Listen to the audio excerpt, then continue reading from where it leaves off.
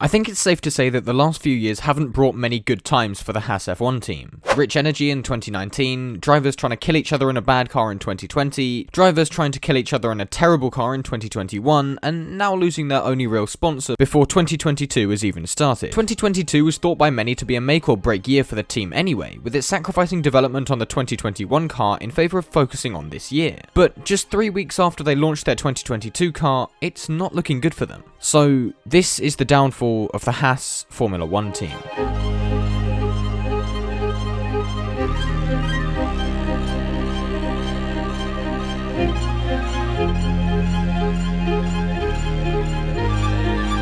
Our story has its beginnings in 2019, when Haas announced that Rich Energy would be the title sponsor of the team for the season. This was Haas's first title sponsor, and to be fair, the livery they came up with was quite good.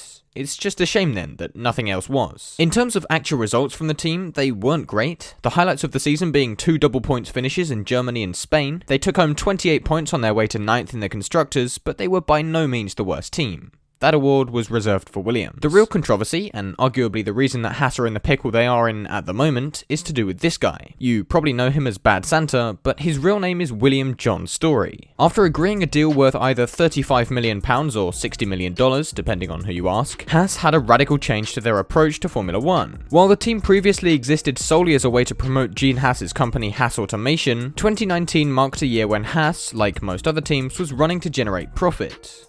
Which went well. Fast forward approximately 4 points finishes, and we were at the halfway mark of the season in Great Britain. Before this race, Rich Energy's joke of a Twitter account posted that they'd terminated the deal with Haas thanks to poor performance. This turned out to be both true and not true at the same time, as Rich Energy, the company, dismissed the tweet as the actions of a rogue William Story. The stakeholders of Rich Energy then tried to get rid of Story, which they apparently couldn't do. So instead, Story left. Now, I should have mentioned at the start of this that everything that comes out of Story's mouth should be taken with a handful of salt, because I really don't believe him here. As far as I'm aware though, Story still has control over the Twitter account, because they keep posting some of the most ridiculous stuff I've ever seen. Anyway, come September, Haas had cut all ties with Rich Energy legally, having not been paid a penny. There have been some dodgy sponsors on the side of Formula 1 cars, but none come close to Rich Energy, because they've all at least paid for the privilege. Because Haas have been expecting an extra £35 million or $60 million, whoever's side of the story you believe, it would be fair to assume that they'd budgeted for this in their development. As a result, they probably invested too much in their 2019 and 20 cars, meaning they actually couldn't afford to put anything into 2021. They'd also arguably lost reputation to other potential title sponsors thanks to the mess that Rich Energy had left behind, so Haas had been left poor, underdeveloped, and with just a handful of sponsors. And to make matters worse, their drivers were both demanding $3.2 million a year.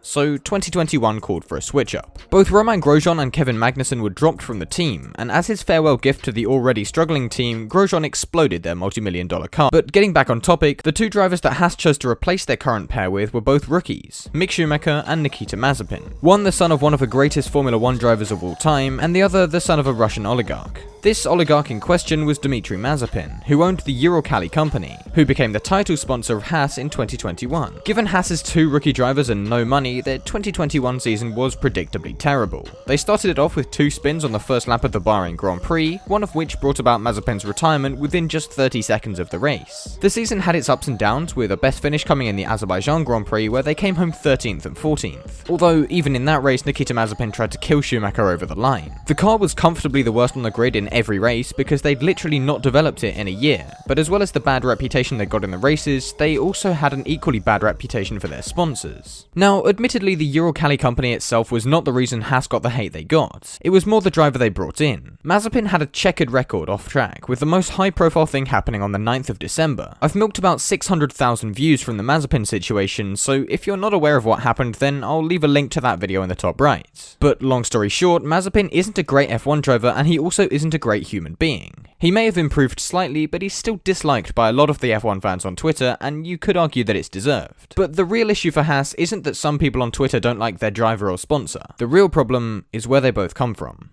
I've tried to keep myself up to date on what's going on between Russia and Ukraine, and I'd encourage you to do the same. But just so that you know roughly what's going on, and so that I can explain this in the best way I can, here's what I understand of it. Don't take too much of this as fact though, as there's bound to be some stuff I've missed. Russia invaded Ukraine 6 days ago for a number of reasons, including the control of an oil line, and the world almost unanimously agrees that this war is unnecessary and President Putin is acting like a playground bully. If any other countries get involved in the fighting, Putin has threatened severe consequences, so instead a lot of countries are choosing to sanction Russia. These sanctions include cutting Russian banks off the SWIFT system, which impairs their ability to trade externally, and freezing the assets of certain individuals linked to Putin in some way. Sanctions are the most severe punishment for a country short of actually going to war, so long story short, Russia are being rightfully punished for causing an unnecessary war. Dmitry Mazepin is known as an ally and friend, if you can call it that, to Vladimir Putin, and so it would make the Mazepin family a direct target to the sanctions imposed. As well as this, there have been calls from Ukraine to ban Russian people from competing in FIA motorsports, which, given that other Russian sports people such as footballers have been affected, is a very real possibility. These two factors pose two threats to the Haas team. The first is the very obvious one. Uralkali bring Haas pretty much all the money they need to survive, and without it, even though Gunter Steiner is insisting they'll survive without the Russian money, I don't have high hopes. Which is a shame, really, because Haas are the newest team in F1, and not only would them leaving the sport serve as proof that F1 is too difficult to enter nowadays and would potentially put off new entrants, but it would also mean I have one less topic to milk for view. The second problem is that if Russian drivers are banned from all motorsports, Haas are going to need to look for another driver. This may not sound like a big deal, but when you think about it, it's a bit worse than you think. Firstly, a new driver may not pay for their own seat like Mazepin did, and instead demand a salary. Even if it's a relatively small amount in F1 terms, meaning anything up to $1 million a year, it's still going to be a lot for the team without sponsors to cough up.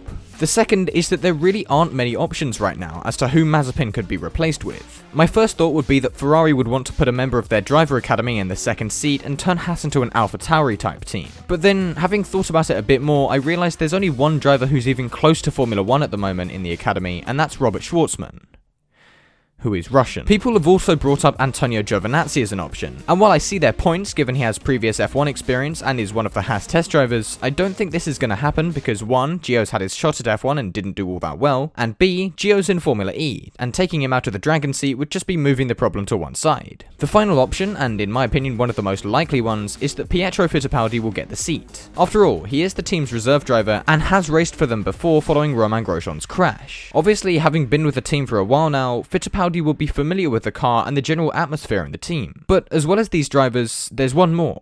A wildcard, shall we say. He's driven a Formula 1 car before and has scored points in Formula 2 as well. Of course, I'm talking about Mahavir Raghunathan. I realise this is a bit too serious of a situation for jokes, and especially not overused ones. Sorry. The real candidate is Alessio Di Lello. Okay, I'll shut up now. Aside from those three drivers, I don't see anyone else who could drive for Haas in 2022, but maybe they don't have to. If only there was another American team with roots in an American series who have had Romain Grosjean drive for them who were looking to enter the Formula 1 Championship.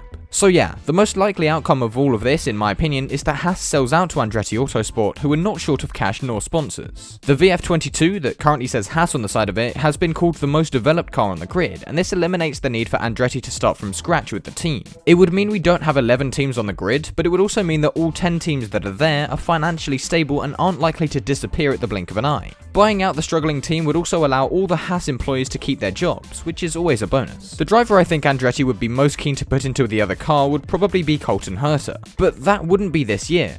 Herta is arguably the favourite for the IndyCar Championship this year, and to sacrifice that chance for the opportunity to drive for what will be at best a midfield F1 team would be a bit silly. For that reason, I think Andretti will keep Fittipaldi in the seat for 2022 before allowing Herta to take the wheel in 2023. So while I would be losing one of my favourite F1 teams from the grid, I'd be gaining one of my favourite Indy teams. I still hope I'm wrong with this though, because Haas have been through far too much already, and to see them defeated just before their first real shot at having a good season would be quite sad to see. As always, thank you for watching, and I will see you all later.